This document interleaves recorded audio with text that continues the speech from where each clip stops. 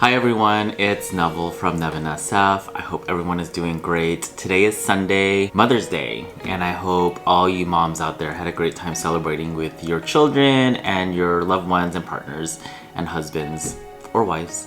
And I did want to just reach out and talk about an article I read today. In the theme of Mother's Day, I did run across an article titled, "Your Daughter Will Thank You for Teaching Her These 5 Financial Lessons." And this was an article about a financial advisor who was able to pass on knowledge to her daughter. And it caught me thinking about my life and how I did not have that luxury. We did not talk about money as a family. I think that there were some lessons that I learned on my own.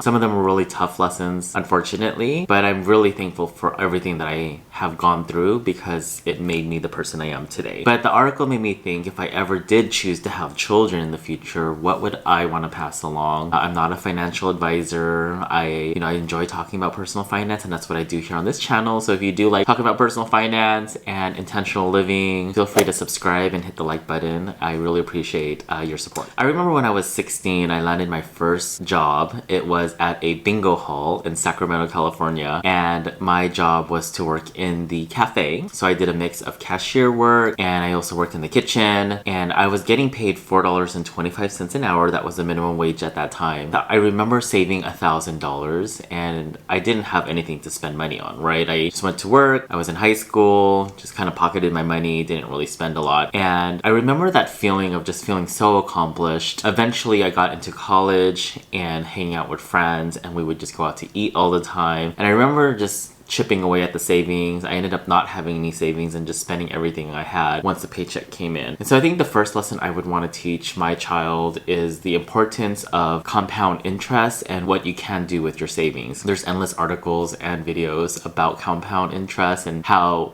putting aside a certain amount of money at one point in your life would equate to this amount in the future. I think that is something that I did not learn until later in my life. Once I landed my full-time job after college, I think that's where it really hit me in regards to a 401k plan and how that was accruing at the rate that it was. And so that's the one first lesson that I would love to teach any child that comes into my life. The next lesson I want to make sure is to think twice before you tackle on debt. I remember back in 2001, I was starting at San Francisco State University, and I remember in my mind, it's the table. I remember there were 2 people sitting there, and they stopped me and they asked if I wanted to sign up for a credit card. And I think you would get a free gift card if you signed up. And of course I did. And I remember them running my credit, and I think my credit line at that time was like $2,000 or $1,500. That was a lot of money to me. And I was like, oh my God, I didn't even really understand the concept of credit at that time, which is horrible. But I knew that you would buy something, and I really did think of like, okay, well, you just have to pay a minimum payment and then you should be okay. Eventually the balance will go down. Now that I'm older and knowing like how much interest you're paying on your balance,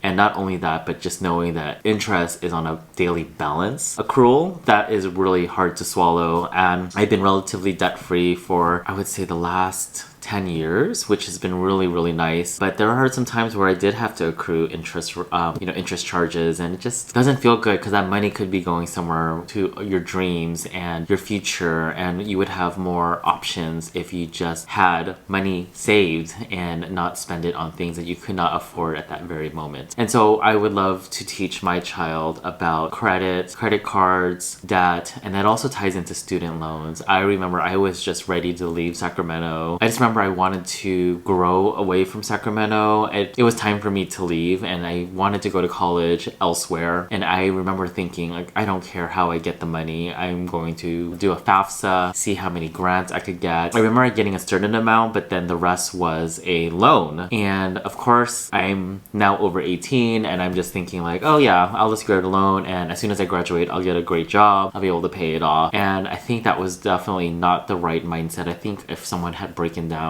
here's what's going to happen once you take out your loan. Here's how much money you're going to pay in interest. And you just go through life. And eventually after graduation, I remember looking at the statements, and when I was really curious about interest and how much money that was going towards it and how long it would take me, it just was very disheartening. And I think a lot of people are in that similar situation at this moment with all of the college debt that everyone is going through, and then not enough jobs and high paying salaries to pay off your loans. I think if we educate our children on what it means to pay back that large amount, and will they really commit to that, and what the type of hard work you would have to commit to paying off that each and every month, maybe someone will think twice and maybe postpone starting college or maybe working through college. I chose not to work during college majority of the time, and I really, now that I think about it, I have friends who worked through college and came out debt free, paid off their student loans, or they saved up to pay for at least a quarter, or they paid for their rent. That's something I wish I could pass on to my children. The next thing that I would love my child to be aware of is the importance of inflation and investing. For someone with my background, you will go to work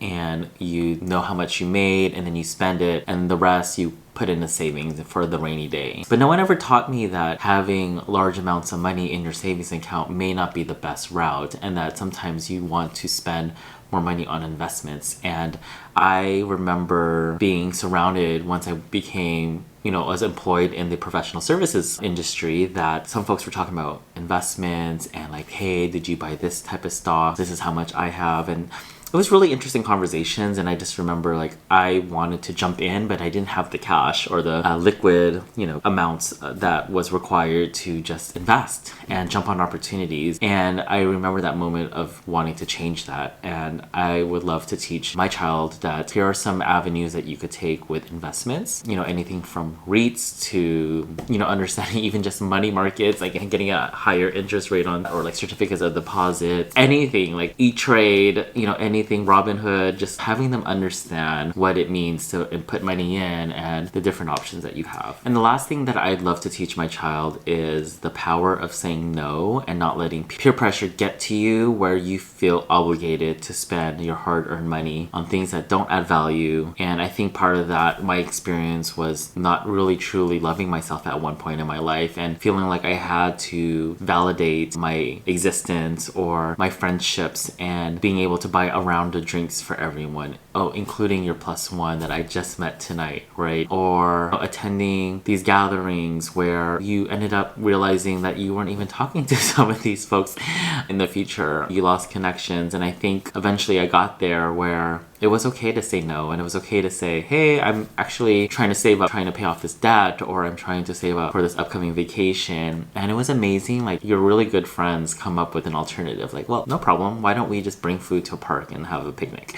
And it was okay. And I think I was too afraid to verbally say no and allow myself to be okay with not being invited to everything in my life. So that's something that I would want to instill in my child. Well, now that I've shared some of my thoughts, what are some things that you were not taught as a child and want to pass it on to your children? I think that each of us have our own journey and our own mindset about money, and I just feel that if everyone was able to gain personal finance knowledge on their own and they could pass it off to their children, the future would be so much more brighter, with folks not so stressed out perhaps, or being not afraid to pursue dream careers because they are in line with their finances. And I just remember reading about like why it's so important to have cushion money. It's because you never want to be out of control.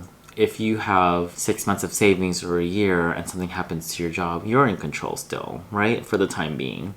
You don't have to panic. If you get invited to a vacation and you really want to go, you have the funds to do it, and you'll adjust your finances after that. So I encourage everyone to think about the future, including yourself, right? Like keep on learning, keep teaching yourself if you don't have the resources. Thank you so much for joining in for this week's video. I look forward to connecting with you in the near future. Please hit the subscribe button to join more conversations with me, and I look forward to seeing you in the next video. Take care. Bye.